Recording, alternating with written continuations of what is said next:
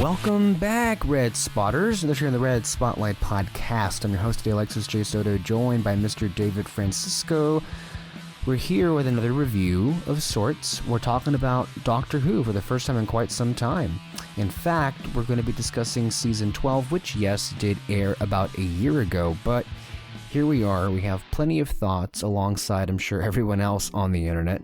David has only just now bothered to finish the season.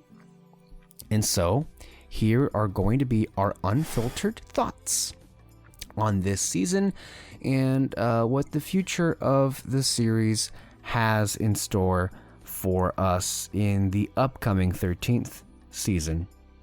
This is going to be Red Spotlight number 294. Okay, where do we even start, man? How are you doing, first and foremost, David? I'm good. Yeah? Yeah. Good. Somebody should be. Okay. So, Series 12 of Doctor Who continues the adventures of the 13th Doctor. Put an asterisk next to that, by the way. Jodie Whittaker is Doctor Who alongside her companions Ryan, Graham, and Yaz. And there are, if I'm not mistaken, 10 episodes in total. And there is a overarching through line in terms of the timeless child in this season. Yeah. First and foremost, that way the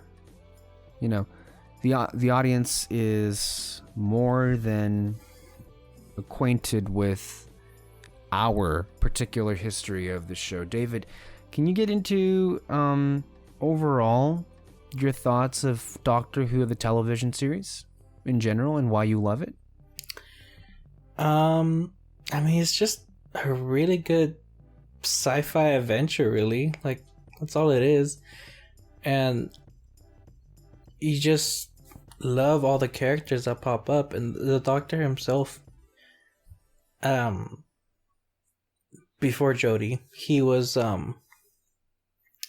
just an interesting character. Like, he literally is like the smartest man in the universe that can get away with anything, any danger he gets into just by like coming up with a plan and just needing nothing else. But he also, like, I don't know, I think I just like characters that have trouble almost connecting with people. Like, he always gets characters like that who just, prefer to be alone sometimes and all that. And so that's kind of what the Doctor is. And that's the journey that you always like seeing of him. He meets someone, he becomes a great friends with someone, and then he loses them. And then you start it again, basically every single time. And you like seeing that, and each companion brings in something new every single time. And then when the Doctor regenerates, then the whole dynamic just kind of starts all over. And in terms of the sci-fi part of it, like, it's just, I wouldn't say crazy scenarios, but like it's definitely something that you just never expect. Like, you're dealing with the mummy out in space. You're dealing with dinosaurs. And well, like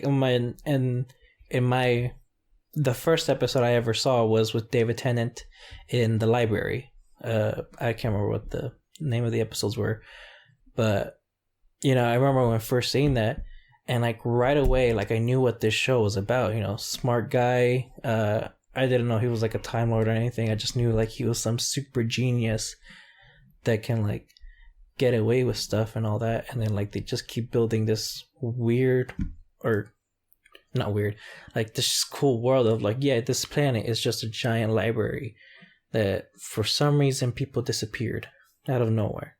And like you're trying to figure out the mystery, like what happened. And then I don't know what people might have thought of it, but I like my mind was blown when spoilers, like the mystery was solved where he just goes, "Wait, why did this computer say it like this way?" It was like something like, what was it, 300 people saved, and like it's just like and then he just fits the puzzle pieces and everything, and then I saw both parts, and the ending was like it really culminated everything that you needed to know about the Doctor. If you remember the line, it was like there's something like the Doctor never gives up on anyone, and the day he does, like the whole universe is gonna go to darkness. And it's like, and that day is not gonna be today. And like you see that he saves River. That's the other thing. Like I saw River too, and the first time, and it's supposed to be someone who he truly loves, apparently. And I'm just like, what is going on here? And it just instantly captured my attention. You know, that is interesting. I never would have assumed that episode to be a really good introductory episode for the series, but in some ways it may just be that. My introduction was with obviously the first episode, Rose, of the, and to be clear for the Whovians out there, we are only talking about 2005 and on. We're not talking about the classics. I've seen some of the classics, but I can no way pass myself one as an avid viewer of those. I've very, very limited knowledge of what happens in there, but really interesting as well. Yeah, I probably had a complete opposite reaction to when I first saw Doctor Who, and I watched Rose, obviously, and it was mostly just based on confusion over what the hell was going on, which, you know, I think that's in some ways kind of a trope with this series, as you kind of become in a headspace where you embrace the madness, and you almost come to the realization that at some point you will not understand what's going on, and it will probably be stupidly convoluted, but that's, you know, I think part of the earnestness, part of the charm, and also part of the fun that is embedded with, you know, this series. I think it's one of the best sci-fi, because I think it does what sci-fi does at its best, and that is use, you know, seemingly a vast array of characters and and planets and locales to really shine a light back on us, really, and tell some pretty profound stories about mankind and what the potentials that we can do in both its good and obviously its bad. And at the center of it is what I like to call an idiot in a box, as he calls himself in season 8, just passing through and helping people along the way. And it's an interesting concept for a television show, because by its very nature, by its very design, it is supposed to change, as in the lead actor, the companions that we have, or the lead actor is all one character, but the actors keep changing. And after so long, it can be difficult to maintain any bit of consistency. Now, again, that is, you know, I think perhaps charting into territory that may not even be worth uncovering, because in 50, almost 60 years of Doctor Who, the canon here may not be crystal clear or, you know, perfectly fit into one box as others may, if that. It's a lot of things that happen. But I just love the show for its earnestness, also for its charm, for its sense of humor, especially for its heart and its emotion. They really are a powerhouse in the most surprising of ways. I wouldn't have expected when I first saw this series, or when I was, you know, first embarking on seeing this series, that this would steal my heart the way that it did. And it did it sneakily as well. I did not expect that to happen. And really, at the end of the day, you watch these shows for the characters, and that's what, you know, makes or break it. And it is probably my second favorite television series of all time, second or third. I love it. I keep watching it every year. And each year, with every rewatch, I find new things to love about it. I still love the same things. And yeah, I mean, it's weird, right? Like when I was first watching Doctor Who, like in continuation, the first time, I think around 2015, I sat down and watched, at that point, all 8 seasons that were on streaming. That was before the 9th season aired. And my first real love was David Tennant. As I'm sure many were when watching this show. Mm-hmm. And then I remember liking Matt Smith's Doctor a lot, but not really loving him. This is the first watch. And then Capaldi's Doctor, that first season was very polarizing because I just did not know what to make of him. And then with season 9 and then with season 10, I really, really grew to adore him as, that Doctor. And in recent viewings, it's interesting. I still love Tennant, but I've now really grown to love Matt Smith as well in his era. And then even more so, I think that the Capaldi years, for many reasons, are like, to me, the definitive years of Doctor Who. That is, of course, obviously when I was like, that's the era that I jumped on board, and for all intents and purposes, he is my Doctor. So that has a very high, I guess, internal bias on it. But, it's not just the Doctor, it's also the long-standing list of companions that have come through. And for the most part, I've liked to loved just about every single last one of them. They do such a great job here. And the show has gotten better looking over the years. Obviously, in particular, the Russell T Davies era. We have 3 showrunners here, Russell T Davies, Stephen Moffat, and Chris Chibnall. In the early days of Russell T Davies, they had some rough CG. They had some rough effects that, but I really do look back at it lovingly because it only, I think, jumps more into the territory of its cheesiness, which it can, or it was at that point. But as of this moment, it's still one of the best looking television shows, like just period, on television. And so, I think both you and I have a particular love for this show and this character. And that's going to be part of why a lot of the things that we're going to be saying are not going to be nice and are not going to be fun to say. But I do want to get a couple of things out of the way with it first, because I just need to say this. The majority of this review will not be in a positive tone whatsoever.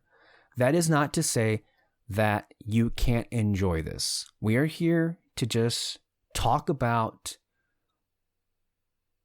some of the issues and frustrations, and also some of the good that there was so far in the Whittaker era, mostly in Series 12.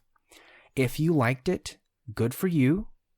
We do not seek to take anything away from you by us being here and being overly critical of it.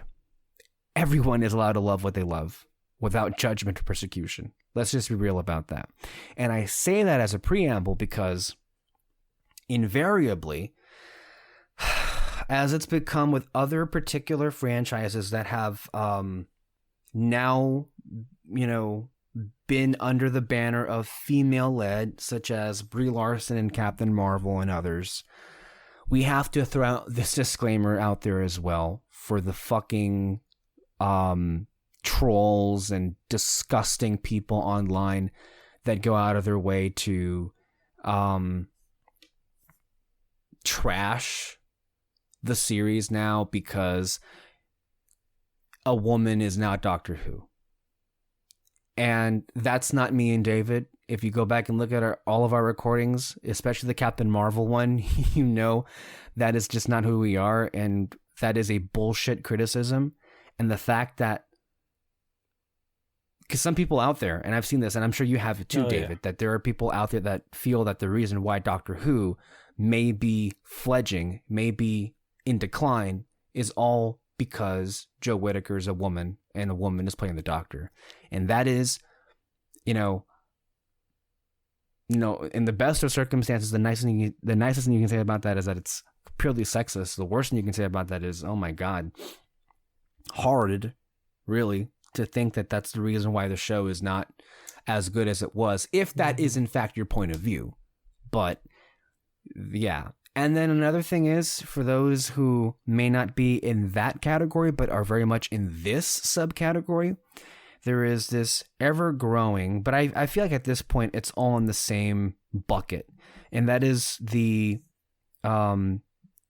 anti-SJW, quote-unquote, crowd that are now criticizing the show for its politics. Couple of things here.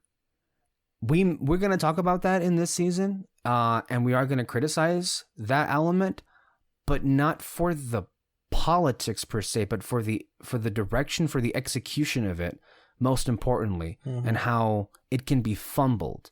There is a distinction between that and then also just hating the politics of the show or the ideology of the Doctor or Doctor Who. We don't hate the politics in this show. Like, I mean, I know you just said it. Like, we don't hate it at all.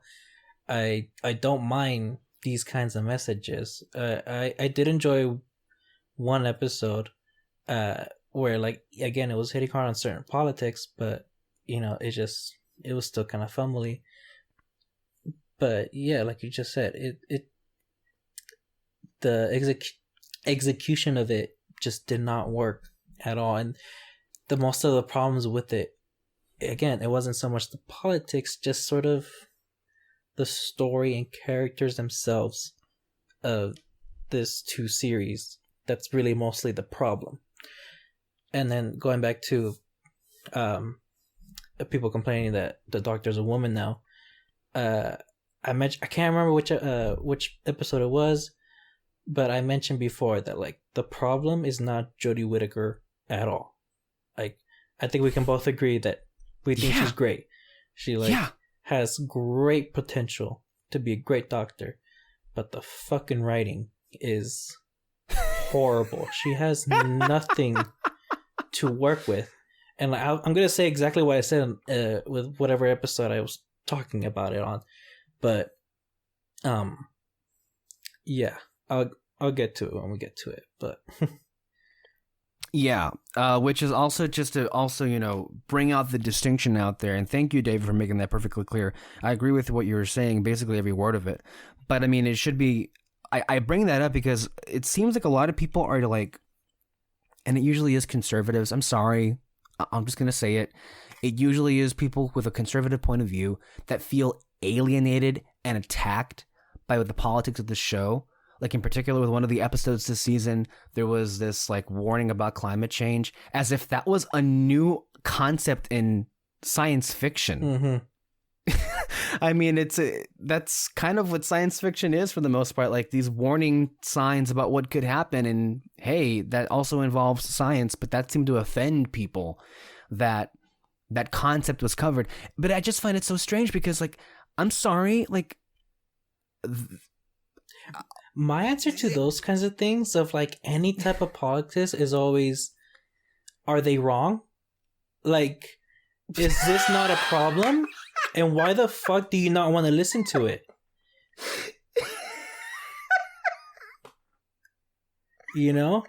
It's so, like, and look, and again, I don't mind if you complain, if, like, your complaints are just, this part of the plot didn't make sense, or, like, I don't understand why this character did this. Like, say that. But to say I hate the politics is just, okay, whatever. What about the episode? Like, it makes no sense.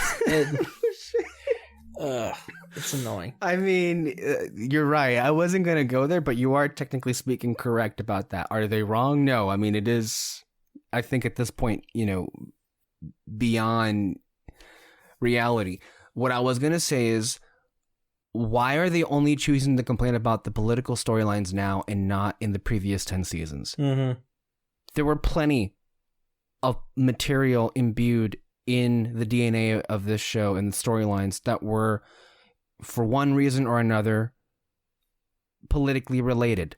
The Doctor is anti-war, and you don't complain about that? The Doctor says on many occasions, I mean, perhaps, and there's a lot of moments in the show that I think are in the running for this, but perhaps the most powerful moment of the entire series thus far was the Zygon inversion in season 9, the Doctor's anti-war speech, the Peter Capaldi era. That may be the single most powerful moment of the entire show. Mm-hmm. And I didn't hear any people at that point complaining about, why are they inserting politics into this? Okay, so curiously, you only seem to bring that up when a woman is, leading the ship. Calling you an idiot, basically. Basically, yeah. And again, that isn't to say that it's above criticism. It's not. But at the same time, a lot of the criticism in and of itself just feels tone deaf and idiotic and nonsensical and, above all, inconsistent with what the show has been. In the 12 seasons now of this era of Doctor Who, they have never been afraid to wade into political storylines. They've done that repeatedly, and they will continue to do so. But to say that the mere inclusion of anything political in the television show is foreign is absurd. Also, this delusion that people have that television and movies and art or media have to be devoid of anything political is just continuously, tolerated, if not entertained. It shouldn't be, because that's also a falsehood. Politics are art is inherently political. All of this media that we talk about, and every single last one, I am sure that just about everything that we've discussed, whether it be a movie or a television show on Red Spotlight for the last 5 to 6 years, has been, through one reason or the other, whether it be, on the surface, a deeper meaning, a subtext to it, something about a piece of art will invariantly be political. And so I wanted to make those things clear and out of the way in case people find their way to this review and think that I'm going to include that as part of the reason for why the show is failing. It is not. Maybe a part of it is in terms of execution and execution alone, not the idea that politics should not be in the show whatsoever. It is stupid and absurd to feel that way, especially if you claim to be a fan of the series. And like how we said, especially with conservatives, I just want to go out there and say it, because you and I had the same reason when we were talking about Avatar: The Last Airbender. Did they not watch the series? They claim to be fans of it, but did they not absorb the lessons of the show? Mm-hmm. And I'm saying conservatives because they're the ones who are primarily offended by, and let's be real, they're offended because it doesn't subscribe to their rigid worldview. And they're being challenged. And that needs to be said more often. And I hope what I said pisses them off. By the way, leave a comment if you're pissed off. Tell me I'm evil or scum of the earth. I love those kinds of comments. I don't care. They're great. Yeah. Go ahead. All right. So, real quick. What did you think of season 11? It was fine. Like I said, I don't know when I said it. I just liked these little adventures that they were having and really diving into some really deep history, and all that. What was it? I think it was 11 where it was Yaz's family. Like, they go back in Yes. time to visit her, was it grandmother? The Demons of Punjab. Yeah, like that was really good. I really liked it. Just my overall complaint was that there wasn't like this overarching plot throughout the season. But that was mostly it. Like, I enjoyed these little bits of information about each of the characters and these little adventures that they were having. It was fun. Yeah. I feel like a lot of the issues we're going to have are mostly the same thing, but there are many of examples, and they're even in the best of the episodes that we have here in regards to season 11 and season 12. With season 11 and season 12, there are differences season to season, and that would be the degrees of separation between which is better and which is worse. There's going to be a lot of commentary about Chris Chibnall. Season 11 was the first season of Doctor Who that I really just did not care for overall. There were some good episodes in there. And again, Jodie Whittaker is, I would say in this she's good. I don't think she's great until season 12, but she's really good in what she's given here. But it did leave me just a little bit concerned that it was such a wash. It didn't really make much of an impact. And a lot of it just seemed like we're on autopilot here. And that there was no vision. There was no direction for what, this new era of Doctor Who would be. And I feel pretty validated in my concerns considering what transpired in season 12. And considering what we know is about to transpire in series 13, that Chris Chibnall just doesn't seem to know, or have, a clear vision for the series. And you could tell in season 11, very much so, but in season 12, my initial impression of season 12, and I think you and I spoke to this when we were discussing Resolution, which featured the Return of the Daleks, and then we talked about Spyfall Part 1 and Part 2, and the Return of the Master. And that is, it felt strangely reactionary on Chibnall's part to basically throw the blender of, the rogues gallery of Doctor Who villains, so to speak, all at once, It even crystallized with Fugitive of the Jadoon, which is a really good episode, primarily because of, the revelations. But,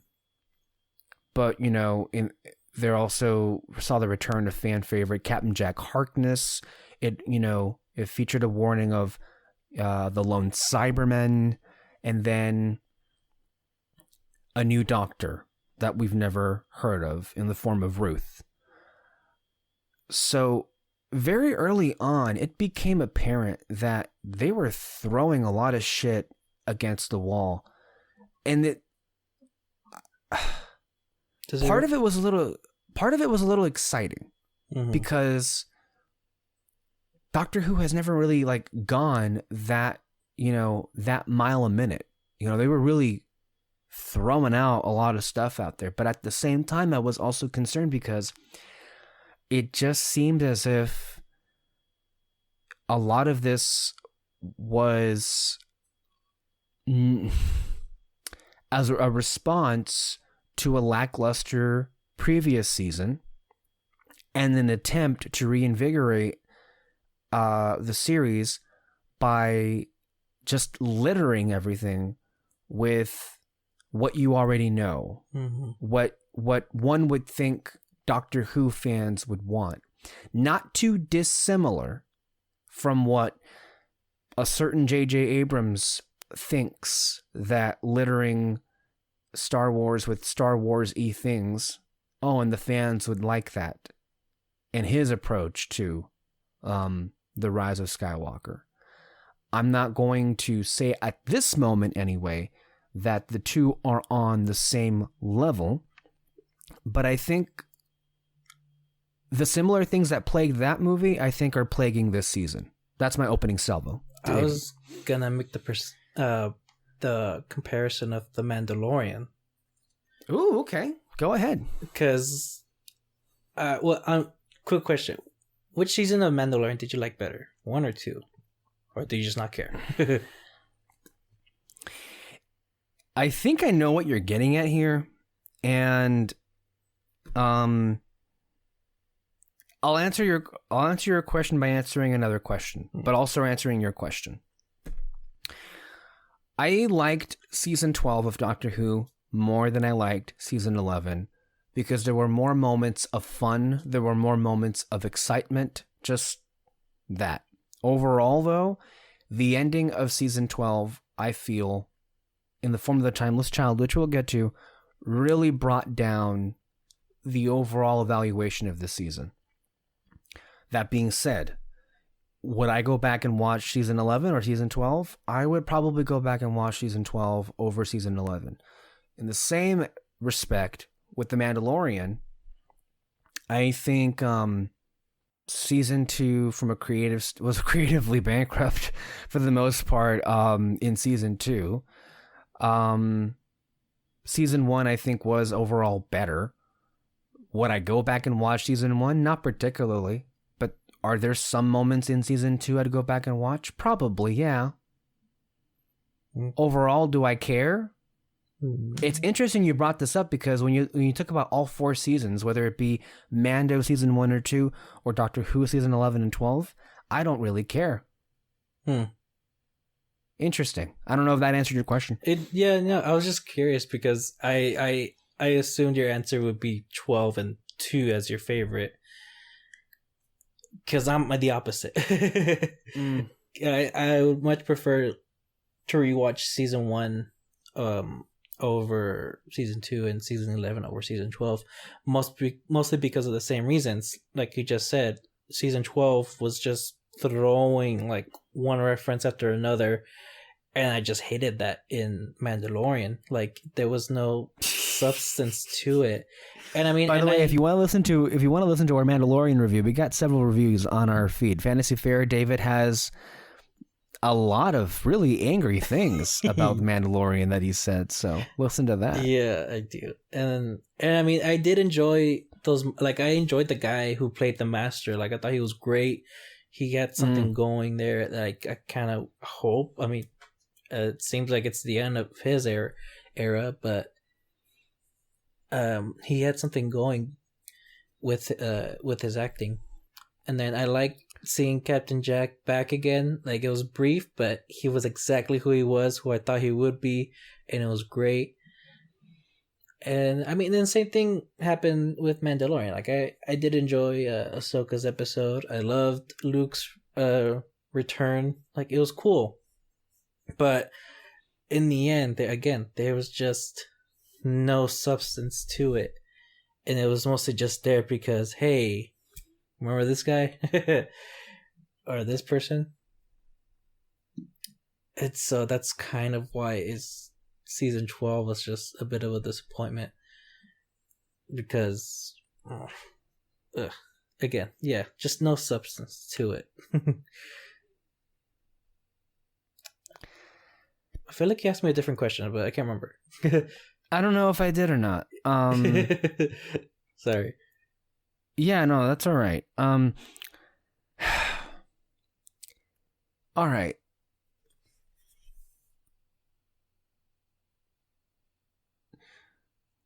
Let's get into. Sorry for the long pause there. I have to collect my thoughts about what the next piece of conversation is here, but I feel like we should just continue on with the overall. Do you want to get into anything else that we liked about season 12 before we get into the bigger criticisms? So we already mentioned that we really liked and thought Jodie Whittaker did great this season as the Doctor. I'll count the Dalek episode because that was in the same year, so to speak, but not the same season. I think Chibnall did a great job making the Daleks a little bit more scary than they usually are. You're right. The new Master is maybe the most evil iteration yet. Yeah. Relentlessly evil and like uncontrollably insane. It felt like that really did harken back to John Sim from the earlier iteration. Although there was something about the Master that bugged me, but I'll get later on into that.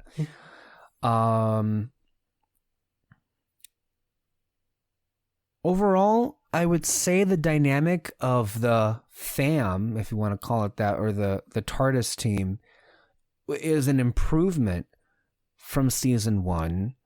Although I still feel like a lot of the similar problems that hindered that dynamic and those individual characters in season 11 are more or less still hindering them in season 12. Captain Jack was brought back, and it felt like he, never left. It felt like the same Captain Jack that we knew of back in the early days of this show, which is also kind of nerve-wracking too, because you don't know if like someone else is going to take over, is going to get that character. No, he definitely got that character. I do believe Chibnall was very involved in Torchwood, which was the Captain Jack, offshoot. So I think Chibnall has a previous history with that character and loves that character and brought him back. And his particular interactions with the new companions, in many ways, only made it really obvious how just the differences in their characterizations and how their respective eras are handling them, which I'm not sure really helped out Yaz, Graham, and Ryan. I did like some episodes though. And I'm not going to include any of the episodes that tie into the overarching storyline here. But 2 episodes that I really liked was the haunting episode, the haunted house episode. From an aesthetic standpoint, that was really fun, and I think that was the one before the ascension of the Cybermen, and it featured one of the greatest, I feel, designs of a Cyberman yet. Yeah, because this was like it was, I think, visually arresting, and then also just kind of interesting. Ultimately, where they end up going with it is another disappointment, but for that episode, it ended up working out really well. Another really great reinterpretation of a Cyberman. So that was really strong. I really enjoyed, and this may be like some would consider this like a throwaway episode, but I really did like the episode Can You Hear Me, which is apparently like an allegory on the demons of depression. And that's the episode where they're like, they're all captured by these 2 all-knowing gods of some sort. That they're imbued in the deep lore of the Doctor Who universe, but I wasn't, and it did provide some interesting moments, like with Graham and the Doctor toward the end of that episode, as fleeting as they were throughout the season. And most of the episodes, I think, range from decent to good. But the problems that hold them all back are just the similar issues that, are the issues with this era of the show.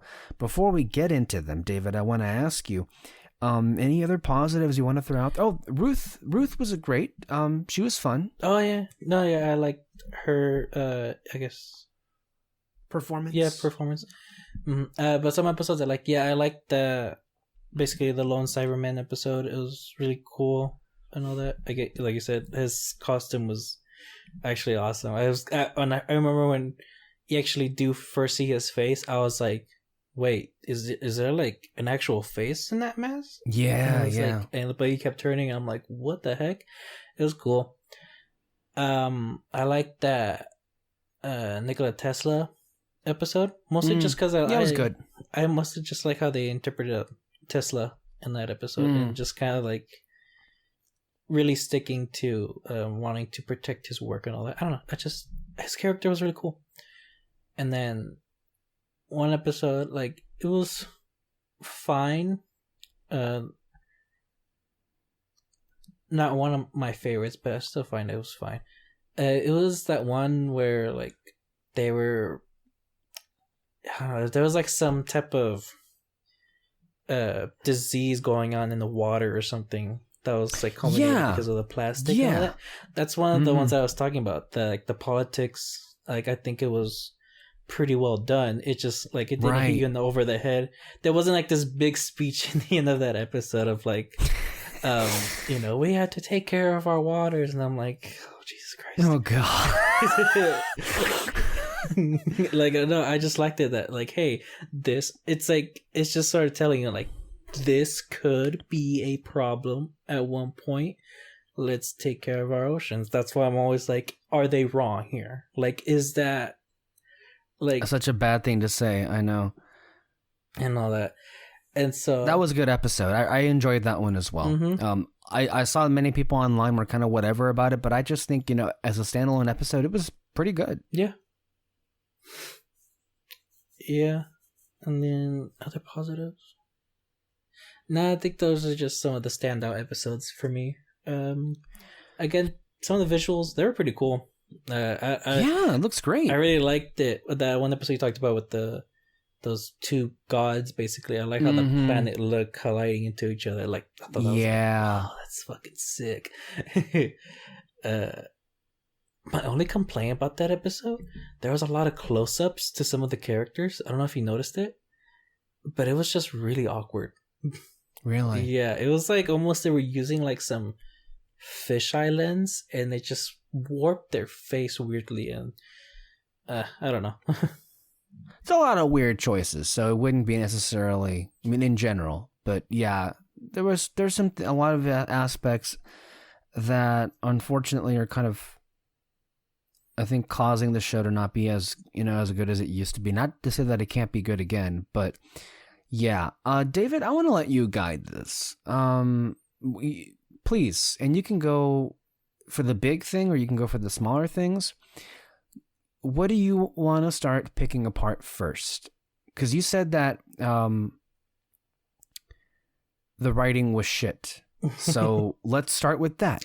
Well, I mostly just noticed it with how Jodie Whittaker's had to work with her character. Gotcha. And so what I basically said in the previous episode was that she has nothing to work with. Like, what she is given, it's more so, it's like Chibnall has an idea of who the Doctor is, but can't make up his mind of like what he wants the Doctor to be, almost, in a way. So like the first thing that I noticed, it was with that New Year's special, and we find out that it's a Dalek causing trouble and all that. But before we found out about that, she's trying to figure out what's going on, and she goes like, oh no, like she literally says that, oh no. I'm gonna be saying that a lot, so just bear with me. But and it's fine, like, okay, cool, problem, that's how she's kind of wants to handle it, whatever. And then she finds out it's a Dalek, and what does she say? Oh no. Like, that's all she says. And it's weird because it's a Dalek. And when Eccleston first saw a Dalek, he's going inside this room. He knows there's an alien in there, and that's her. And he goes, hey, I heard you need of a doctor. Like, he's joking around, he's smiling and everything. And then you hear the exterminate type of thing, and he wants to get the fuck out of the room And when he gets out, he's telling everyone that they're all going to die. He's freaking out. Like, that's what he was given. But Jodie Whittaker, oh, no. And that's it. And then the next episode, first episode of season 12, again, there's a problem going on. And she goes, oh, no. Like, seriously, if you do not believe me, watch those 2 episodes. That's all she says for the problem. And then you find out it's the master causing this problem. And guess what she says? And oh, no. Yes. And again, this is the master. When David Tennant was piecing together that it's the master coming back, basically, he freaking yelled at I can't remember her name, but at his Martha. Who? Martha? Was it Martha? Yeah. Okay. Season 3 would be Martha. Okay. He yelled at Martha like give me some answers here. Like what did you know? Like that's what he was doing. And again, Jodie Whittaker is just not giving anything. And then I noticed it in The Lone Cyberman, but in certain moments, like, she'll be funny and it's great and I like it. Like, you know, she's really trying to like I really feel like that is the Doctor. But he's not writing it in a way where he's combining everything of like funny, a smartass almost, but also like caring or afraid. Like he's separating it. Like one moment you see her making a joke, the next moment she's yelling at people, or like not yelling, but like kind of, well, I guess yeah, like kind of just being a smartass around people because they know they're being ridiculous or like, and all that. And then just another moment, literally in the Lone Cyberman episode, like she literally just stands still, says some sciencey things, and then runs away. Like that's, it's just so weird. Like it's like Chibnall has these ideas of like, this is what the Doctor does all the time, but no, you have to combine them together, and that's kind of, I wish I can like give a good example of past episodes. I can't think of anything right now. I think what you're saying is just a really good way to differentiate with the examples that you gave of Tennant and Eccleston about the differences. And I think that really just speak to, perhaps with what you're saying, that Chibnall has several ideas about what to do with his Doctor, but he can't, from a writing standpoint, as neatly put that together all at once into one cohesive thing as how the other Doctors were. Mm-hmm. And I definitely do notice that, because at least one of the big problems, and I think you touched on it, is we're 2 seasons into this and I still am at arm's length with her. I'm still having issues connecting with her as a character, much less a Doctor. I still at times feel like I don't really get her or know her all that well. Mm-hmm. And that's, yes? No, I'm agreeing with you. Yeah.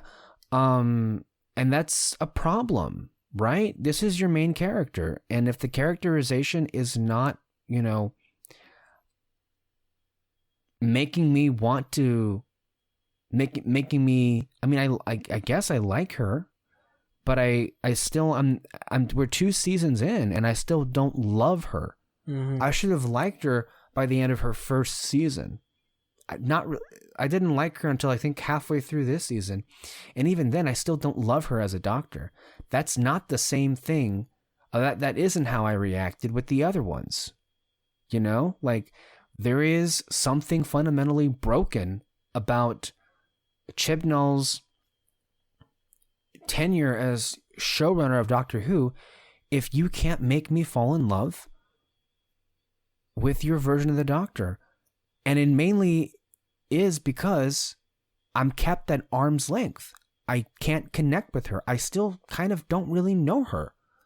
And part of it may be, to what you were saying, inconsistent writing with her. And that, there were moments in season 11 where I was a little bit confused, like, and people have brought this up all over the internet, about her like in arachnids in the UK, saying the solution was to let the spiders suffocate and die, or in Kerblam in season 11, where she seemingly was against or not against, but like kind of in favor of the status quo, when a legitimate terrorist was planning on killing people, but his concerns were pretty valid, and then she just left things to be like as is.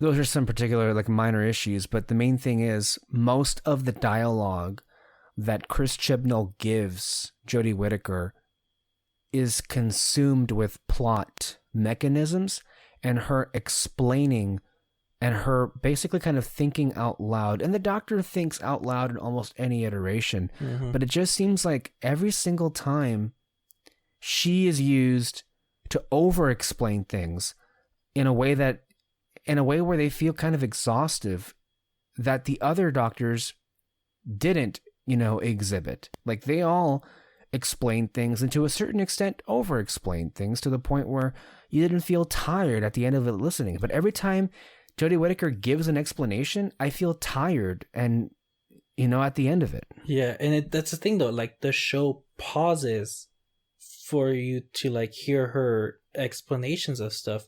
The thing that stands out for me is in Capaldi's time when they're in that like long ass ship close to the black hole, and he's explaining how time works and all that, but it cuts forward between him and then what was her name? Bill, where it's like she see her side of it, and like you see the screen, and he's just like barely, like he's moving in super slow motion, and then it cuts to him going like, okay, so here's how time works. It's basically gravity and blah, blah, blah, blah, blah. Like, he's explaining it, and it's super, super fascinating. But then it comes back to her, where what she's seeing, and it's like, he's barely on this part, and it's just like, oh my god. Like, by the time he's done, like, she's gonna be an old lady. Like, there's tension while he's explaining something that, like, I probably would have fallen asleep in my science class if I heard this or something. I don't know. Yeah. And so, like, that's the fascinating part. But like I said, in that Lone Cyberman episode, he gets hit by lightning, and like he's recharging, and she's like explaining like, oh, this is why this is happening, and it's like, and this is what's gonna end up doing, and I'm like, run, like that's your whole thing. Your whole thing is running.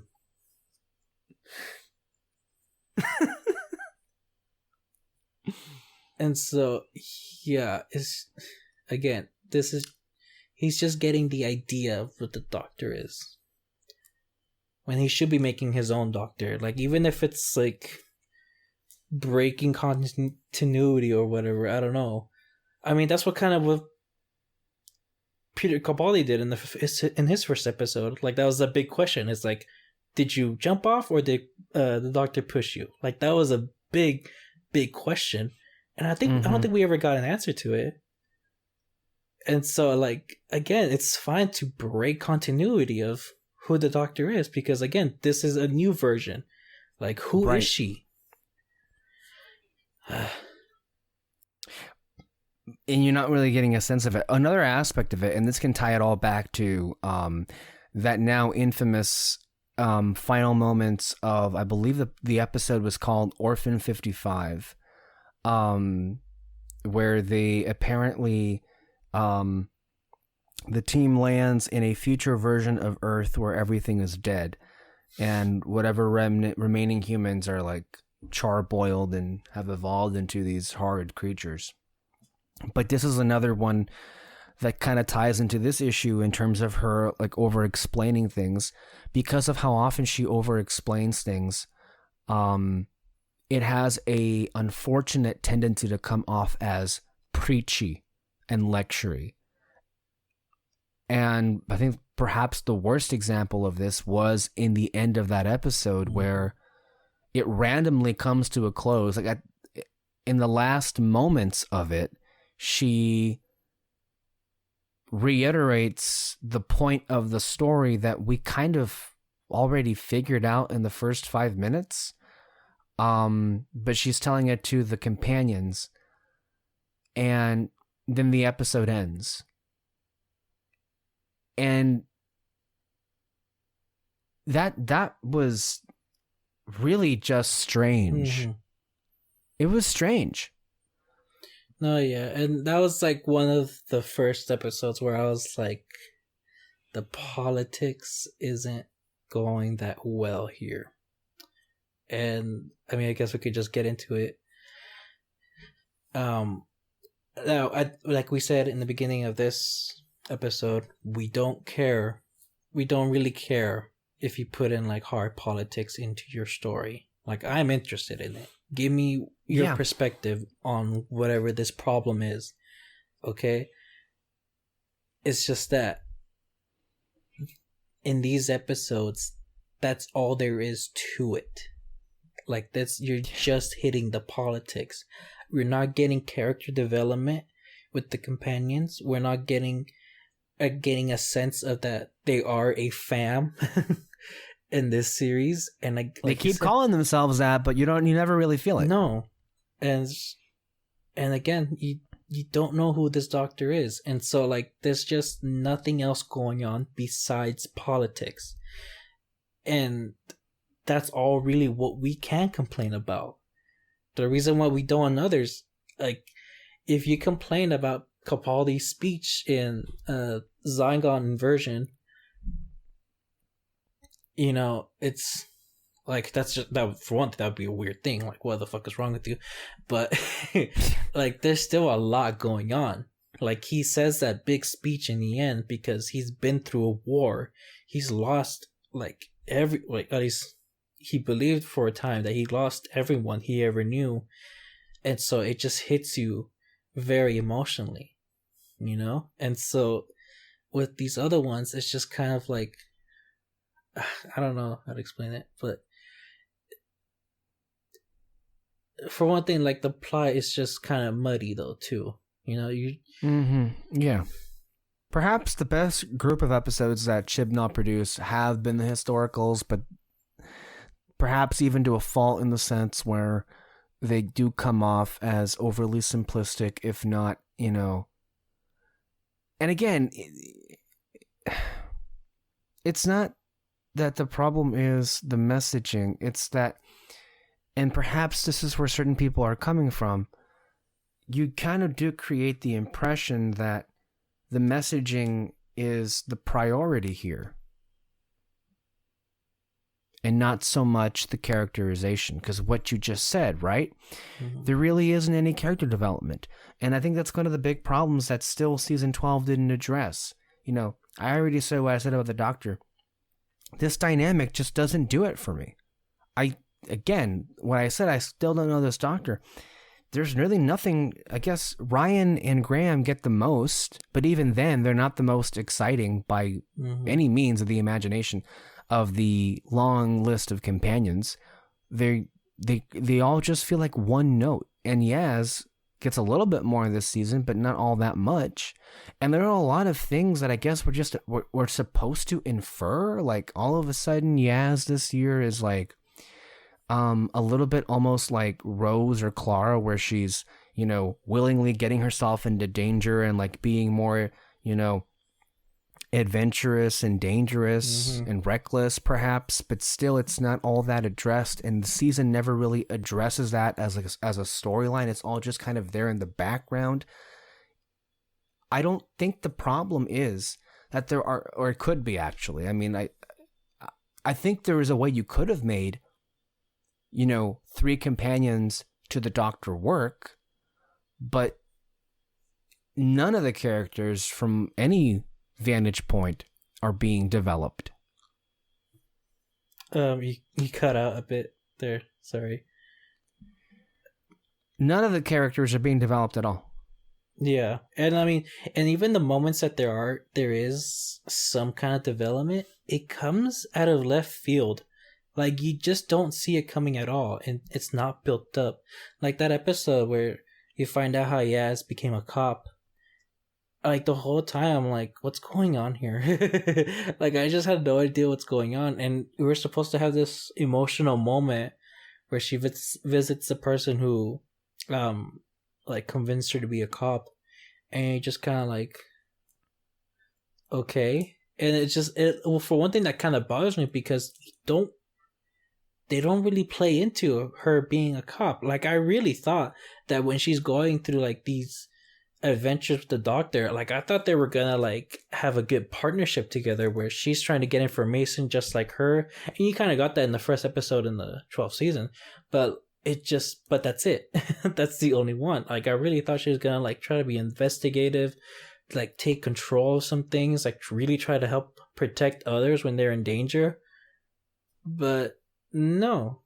And I mean, I get the idea of like her like going into danger because again she's a cop, but they don't play into that much. And then what's the other guy's name? Yes, Ryan yeah. or Graham? Ryan, yeah. Him, I honestly don't know what the heck he's doing in this 12th season at all. Like, he's just there making jokes, and he's funny. Like, I laugh sometimes, but nothing else. And then you had that episode with him and his it was those two gods episode, where his friend couldn't sleep and he's trying to like help him out, but in the end, I had no idea what his problem was. His friend, like, what was that group therapy thing for? I can't remember it. I'll tell you, I've seen this season about a year ago, and I can't remember most of it, which I think that in and of itself should, give you indication about how much it stuck with me, which is kind of nothing at all. I think you are correct overall when you say there are just these random moments when they decide to throw you a little bit of crumbs for characterization, but for the most part, they don't really do that. And it's just an overindulgence in plot and not much character work at all. Which is what we're here for. Like we said, we love the growth of the companionship. We love the growth of whenever he turns into someone new, he's trying to figure out who he is, and like you love seeing that. And then and then all these characters, like, they're seeing the universe going through time and space, and it's like they're always trying to figure out, okay, what's my place in this universe that I'm seeing now? And it's like that's kind of what they almost go through, each companion, and we're just not seeing that. I think Graham is like the one that makes the most sense. Like, he's an old guy, he's lived a life, he just wants to have these little adventures. And I like that moment where he's just like, I just do get scared that that the cancer might come back and that is going to be the end of it. But these companions, they are likable, but that's all they are. They don't feel like actual people. The other companions, Clara, Bill, Rose, Martha, Donna, Amy, they all felt like real people. Even some of the side companions like Captain Jack. And that's what I said earlier when Captain Jack came back and then he pretty much just blew Ryan, Graham, and Yaz out of the water. Because he felt alive. When he came back, he gave the show a jolt of energy that it had been sorely missing. No, yeah, for sure. And like, it's incredible that his character is like more well developed than the others, even though, like, how many episodes did he come out on overall? Like, far less. Oh, you mean in total?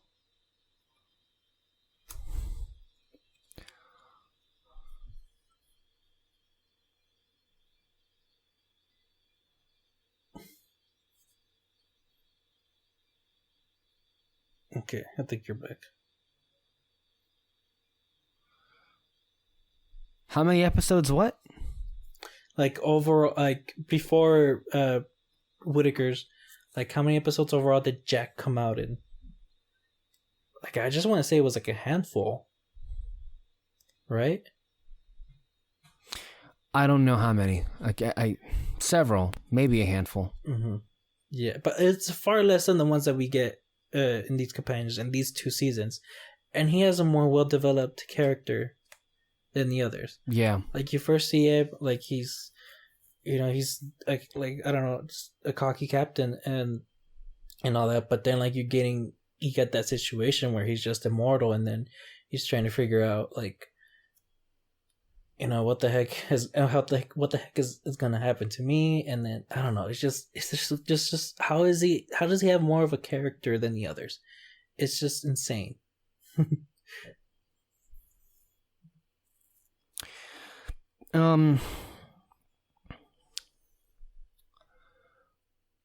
Shall we talk about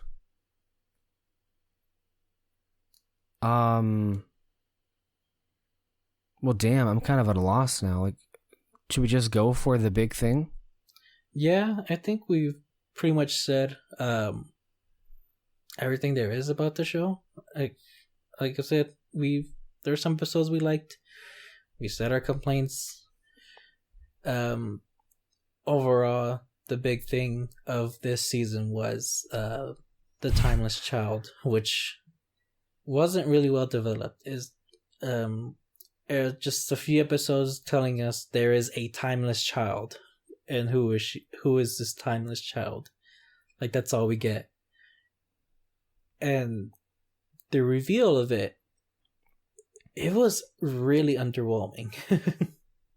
Like, it wasn't like this big oh my god. And I'm not talking about my reaction. I'm talking about, like, in the show, it was just she's like, she just like, who's the child? And then she just goes, you. And then that's it. Like, oh my god, it was just, I don't know, it was just a really horrible reveal of it. Oh god. Like, it really meant kind of nothing almost to the two of them. Like, this piece of information, and I've seen a few videos of people talking about it, that it just completely breaks the lore of all Doctor Who. But, and I mean, I could be wrong. I want you to explain, but I feel like there's still a way to fix it. Because for me, I'm kind of convinced that the Master could be lying about this. Because here's my piece of evidence. I do believe that there was a timeless child. I can believe that he found out the history of the Time Lords, in that the way they were able to regenerate is because they took it from someone from a different dimension. I think that could be real. But for that to be the Doctor, that could be a lie for me. Because, again, he reveals that piece of information inside a matrix where it has all the memories of the Time Lords. And he was being, like, really, really cocky about the fact that he has full control of it. And so he could have just implanted certain memories into her. Now, I don't know how you explain the, what was it, Fugitive of the Dune? I don't know how you can explain that away or somehow, but I don't know. Like, that's just my thing. That I feel like there's something else going on with that reveal. Again, I don't mean to burst your bubble here, but I think everything that you got there is all there is, unless at some point they're going to pick it back up. I mean, here's the thing. There's so much that happens and nothing at the same time, but a lot of time is spent on the revelation and on what this even is. And I guess some people had the impression that, like, there would be more to it, because why would you do this at all if you weren't planning something bigger in mind? Well, I don't know when they plan on picking this back up. I've seen the holiday special. It doesn't play a role at all into what happens in the event of those episodes. I'm going to assume it does in season 13, but I don't know. As far as, like, lore breaking or canon breaking, that's the least of my concerns right now. It is, however, obviously a retcon. It's a big retcon. because this didn't happen before. This whole, theory posits that the first Doctor in this series of Doctors, which would be William Hartnell, is not, and is, the Doctor's memories have been replaced or completely destroyed of who she once was. So there's a whole bunch of potential Doctors now that are before William Hartnell in the established television series. All of that to basically make the Doctor a god, because it kind of flips everything on its head, where the Doctor is not part of the society of the Time Lords. She's the reason they exist. The society of the Time Lords are a byproduct of her, in that they robbed the ability of regenerating from her. Mm-hmm.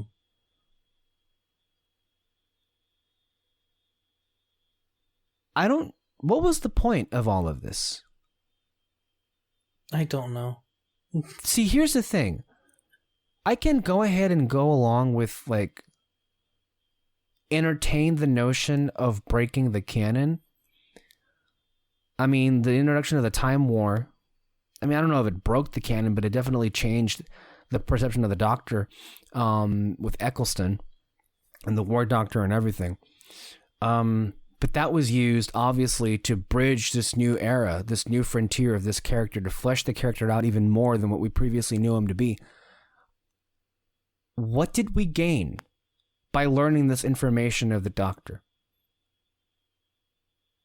Mm-hmm.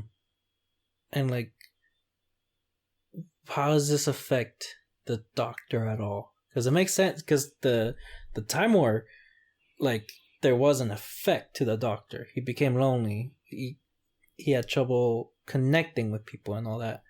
What does this do to Jodie's character? Like, okay, cool. Like, you find out you don't regenerate, or you're not gonna run out of regenerations. Cool.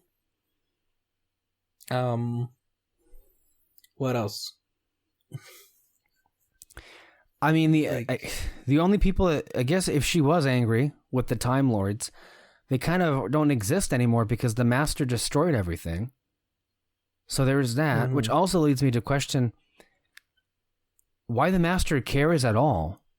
I don't understand why he would find this personally repugnant at all in the slightest. He would do the exact same thing, if not worse so I don't understand why he feels slighted.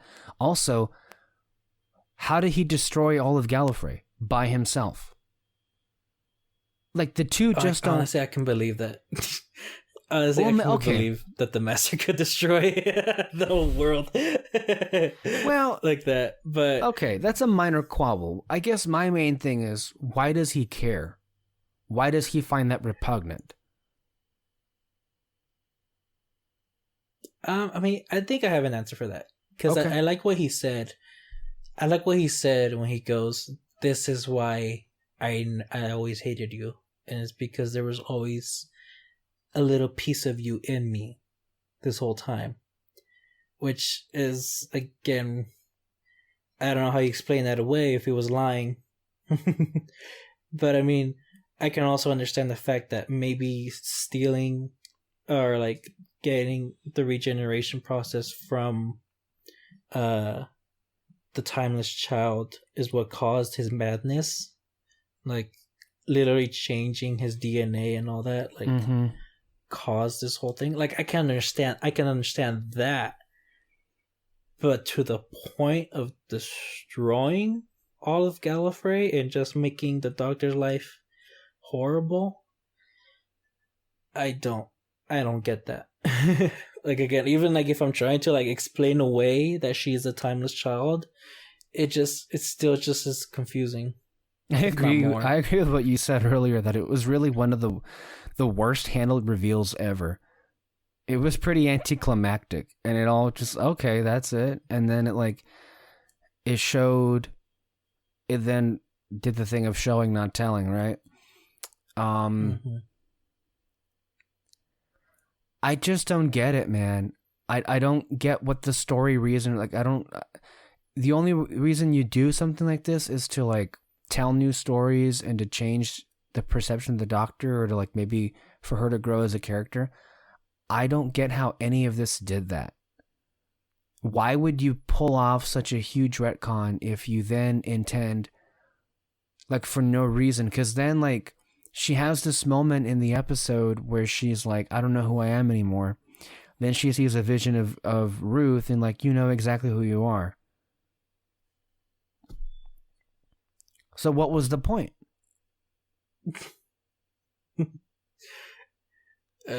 Was this supposed to be exciting?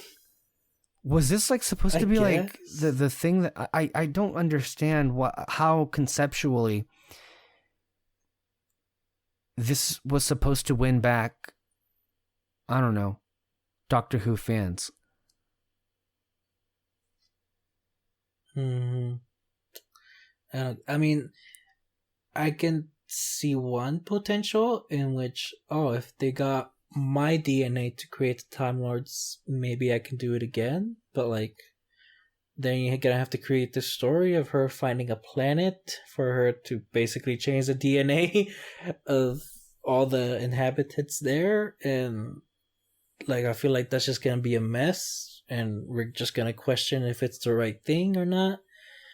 And if she goes for it, then we're just gonna argue, like, was it right?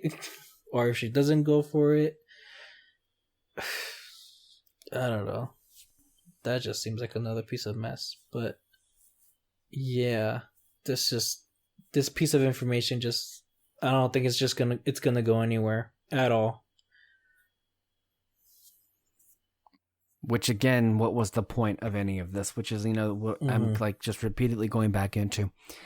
Overall, I'm just disappointed because I think the season really did start off strong, and then it kind of dwindled into, and then the finale just bring it down. This is what happens when you predicate your entire season based on, like, a mystery box like this. And if it's terrible, it kind of brings the whole thing down with it.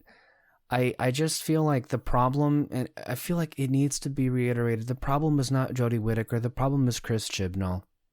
You just don't get the idea that he knows what he's doing at all. Like he himself is just left clueless, and is just throwing things together that sound that they might be exciting to Doctor Who fans. I think we need a new person on board, because overall, these last two seasons have been vastly disappointing. They are without question my least favorite seasons in the entirety of Doctor Who. And they really are, for me, and this is what's most depressing about them, they are hard to go back and watch again. You, David, could barely get yourself to finish the season. It took you a whole year. Yeah. No, it's just, I just know people were disappointed by it. And it's just kind of like, oh god, I gotta keep going though. But then every episode, like, again, nothing really happens. And so I watch one episode and then I'm done. And then I don't know when I get back into it.